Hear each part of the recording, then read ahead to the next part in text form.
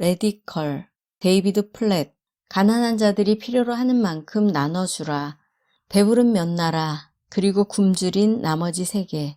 사람은 누구나 자신이 보지 못하는 사각지대, 다시 말해 한시바삐 파악해서 바로잡아야 할 영역이 있다. 문제는 이 사각지대를 발견하기가 쉽지 않다는 것이다. 다행인 것은 다른 이들의 눈에는 잘 띈다는 것이다. 그러므로 이 부분을 정말 잘 찾아낼 의지가 있다면 그들에게 부탁하는 것이 좋다. 하지만 정작 지적을 받는다 해도 좀처럼 인정하려 들지 않는 것이 현실이기도 하다. 그런 부분이 존재한다는 사실 자체를 받아들이고 싶지 않기도 한다. 그러다가 수정할 기회를 영영 놓쳐버리는 경우도 흔하다. 당장은 현실의 잠깐의 고통을 회피하다가 나중에 가서야 땅을 치며 후회하는 시기다. 미국의 역사를 보면 무슨 핑계로도 감출 수 없는 사각지대가 최소한 한 군데는 있었다. 바로 노예제도다. 예수를 믿는다고 자부하던 그리스도인들이 어떻게 같은 인간을 노예로 부리는 악행을 그토록 태연하게 합리화할 수 있었는지 도통 납득이 안 된다. 그들은 주일마다 교회에 모여 예배를 드리고 일주일 내내 경건하게 성경을 읽는 선량한 교인들이었지만 실제로는 흑인 남자와 여자, 아이들을 재산으로 취급하는 만행을 저질렀다. 그리고는 그것을 포장하는 도구로 하나님의 말씀을 시종일관, 남용 또는 악용하고 있었다. 심지어 크리스마스 때 닭다리를 하나 더 얹어주는 것으로 너그러운 그리스도인을 자처했으니 더 말해 무엇하겠는가. 이 사실을 생각할 때마다 나는 두렵다. 아무리 선한 마음을 가지고 예배에 참석하며 성경 공부까지 열심히 한다 해도 영적인 사각지대가 생기는 것을 막지 못하기 때문이다.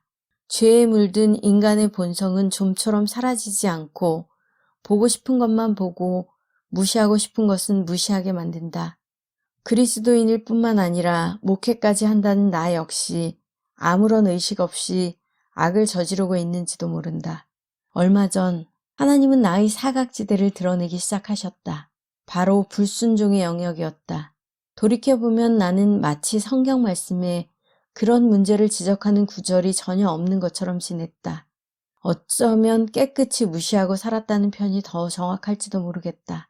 그러나 주님은 그런 나의 현실을 정확하게 지적하셨으며 그분 앞에서, 가족들 앞에서, 믿음의 식구들 앞에서 고백하도록 하셨다. 오늘날 전 세계에 무려 10억 명이 넘는 이들이 극심한 빈곤 상태에서 생활하다가 죽어간다. 그들은 오늘도 하루에 1,000원 남짓한 돈으로 근근히 목숨을 이어가고 있다. $2 미만으로 하루를 버티는 이들까지 합하면 그 수가 20억 명에 육박한다. 세계 인구의 절반이 햄버거 하나 값에도 못 미치는 돈으로 음식과 식수, 주거를 해결하느라 허덕이고 있는 것이다. 오늘 하루도 26,000명의 아이들이 굶주림과 얼마든지 예방 가능한 질병으로 숨을 거두고 있다. 개인적으로 적용하자면 날마다 26,000명의 내 두 아들 조슈아와 케일럽이 죽어가는 셈이다. 우리가 살고 있는 지역사회로 치자면 이 지역에 거주하는 18세 이하 어린이들이 이틀 안에 모조리 죽음을 맞게 된다는 뜻이기도 하다. 어느 날 갑자기 그런 생각이 들었다. 모든 민족으로 제자를 삼으라는 명령을 받고 주님이 보내신 곳에 갔는데 다들 가난으로 죽어가고 있다면 어떻게 해야 할까? 결코 그 현실을 무시할 수 없을 것이다. 따라서 하나님의 영광을 땅끝까지 선포하길 원하는 그리스도인은 복음을 전할 방법뿐만 아니라 그들의 실제적인 필요를 채워줄 방법까지 연구해야 한다. 복음을 전하거나 그리스도의 몸인 교회를 세우는 일 등의 영적으로 시급한 과제를 이야기하려면 그들의 육신적인 필요에 대해서도 언급해야 한다. 그럼에도 불구하고 우리는 여태껏 그런 현실을 외면해 왔다. 스스로 생각해도 깜짝 놀랄 만한 일이다. 사실상 무시했다고 하는 편이 더 정확할 것이다. 상대는 한없이 가난할 뿐만 아니라 아무런 힘이 없어서 비명조차 지르지 못하는 상태다. 따라서 우리의 무지는 세월이 지나도 깨지지 않고 그대로 이어졌다. 문자 그대로 수만 명에 이르는 목숨이 소리 소문 없이 사라지고 있는데도 우리는 마치 그런 이들이 아예 지상에 없다는 듯 풍요로움을 만끽하며 지낸 것이다. 하지만 벼랑 끝에 몰린 이들은 엄연히 존재한다. 뿐만 아니라 하나님은 가난한 이들에 대한 우리의 태도를 아주 심각하게 받아들이신다. 잠언은 가난한 이들을 무시하는 무리를 향해 그들이 하나님의 저주를 받게 될 것이라고 경고한다. 선지자들 역시 가난한 이를 외면하면 하나님의 심판과 재앙에 직면하게 된다고 외쳤다. 예수님은 재산을 믿고 의스대는 부자들을 매섭게 꾸짖으셨으며 야고보는 돈을 잔뜩 쌓아두고 제 몸만 생각하는 이들을 향해 너희에게 임할 고생으로 말미암아 울고 통곡하라고 했다. 예수님은 현실적인 어려움을 겪는 이들을 멸시한 자들에게 저주를 받은 자들아 나를 떠나 마귀와 그 사자들을 위하여 예비된 영원한 불에 들어가라고 하셨다. 듣기만 해도 오싹한 말씀이다. 혹시라도 심각한 오해가 생길까봐 미리 짚고 넘어가야 할 것이 있다. 성경은 그 어디서도 가난한 이들을 돌보는 것이 구원의 조건이라고 말하지 않는다. 구원을 받는 데 필요한 것은 그리스도를 믿는 믿음 하나뿐이며 오직 그리스도의 십자가만이 구원의 토대가 된다. 가난한 이들을 돌봄으로써 구원을 받는 것이 아니라는 뜻이다. 따라서 구원을 받는다든지 하나님 앞에 바로 서기 위해 가난한 이들을 돌봐야겠다는 오해는 하지 않기를 바란다. 이것이야말로 6장을 읽고 난 후 나타날 수 있는 최악의 부작용이다. 그러나 비록 가난한 이들을 보살피는 것이 대속의 전제 조건은 아닐지라도 재물의 사용과 구원 사이에 아무런 연관이 없다는 뜻은 아니다. 사실 가난한 이들을 돌보는 것은 구원을 받았다는 명확한 증거가 된다. 죄에서 구원해 주신 그리스도를 신뢰하는 믿음은 우리 내면의 변화를 불러오고 그것은 다시 외적인 열매로 드러난다. 예수님은 삶의 열매를 보면 그가 그리스도의 제자인지 아닌지 알 수 있다고 하셨다. 신약 성경 기자들은 가난한 이들을 돕는 일을 그리스도를 쫓는 믿음의 한 표현으로 보았다.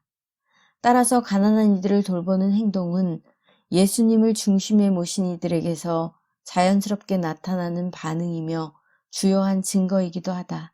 가난한 이들을 돌아볼 마음이 생기지 않는다면 내면에 그리스도가 계신지 여부를 스스로 되짚어볼 필요가 있다. 너무 과한 이야기로 들릴지 모르지만 이렇게 생각해보라. 그리스도를 영접했다고 말하면서 매주 파트너를 바꾸어 바람을 피우는 남자가 있다고 하자. 다른 사람들이 말씀을 근거로 죄를 지적해 주어도 그는 자신의 부도덕한 생각을 고집한다. 후회하거나 뉘우치는 것은 고사하고 자신이 죄를 지었음을 의식하는 기색조차 없이 계속해서 그리스도께 불순종한다. 과연 이 사람은 그리스도인일까? 물론 최종적인 판단은 인간의 몫이 아니다.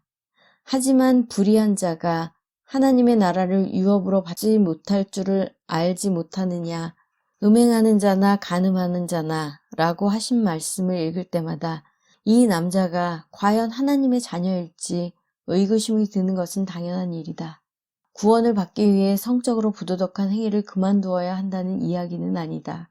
다만 그의 부도덕한 행동으로 미루어 볼 때 그가 구원받을 필요가 있다는 의미는 될 수 있다. 그리스도인이라면 그리스도를 전폭적으로 신뢰해야 한다. 주님은 우리의 심령을 변화시켜서 우리가 삶의 모든 영역에서 당신께 순종하기를 기대하신다. 그렇다면 도덕적인 순결을 요구하는 성경의 말씀을 무시하고 의지적으로 성적인 쾌락에 탐닉하는 남자와 가난한 이들을 돌보라는 주님의 가르침을 외면한 채 이기적인 욕심으로 점점 더 많은 재물을 모으는 데 열중하는 사람 사이에는 어떤 차이가 있는 것일까? 다른 것이 있다면 한쪽은 교회 안에 존재하는 사회적 금기의 문제고 다른 한편은 교회의 사회적 표준과 관련된 사안이라는 점뿐이다. 요즘의 그리스도인들은 교회에 다니면서도 아무런 가책 없이 노예를 부렸던 150년 전의 교인들을 되돌아보며 묻는다. 어떻게 똑같은 인간을 그런 식으로 대할 수 있었을까? 하지만 150년 뒤에 그리스도인들 역시 오늘날 주님을 따른다고 말하는 우리들을 떠올리며 이렇게 의아해 할지도 모르겠다. 어떻게 그렇게 큰 집에 살 수 있었지? 어떻게 그렇게 멋진 차를 굴리고 근사한 옷을 입을 생각을 했을까? 수천 수만 명의 아이들이 음식이 없어서 죽어가는 판에 어떻게 자신들만 그렇게 풍요롭게 살 수 있었던 것일까? 오늘날 이른바 잘 사는 나라에 사는 그리스도인들의 사각지대는 물질주의일지도 모른다. 좀 더 구체적으로는 이 글을 읽고 있는 여러분의 사각지대일 수도 있다. 이것은 반드시 규명하고 넘어가야 할 문제다. 그리스도인들이 가난한 이들을 긍휼히 여기지 않는다면 땅끝까지 이르러 그리스도의 영광을 선포하는 사역을 제대로 감당할 길이 없기 때문이다. 예수님을 쫓는 제자들 하나하나에게서 궁핍한 백성들을 향한 깊은 연민을 찾아볼 수 없다면 과연 그 안에 주님이 계신지 확인해 볼 필요가 있다.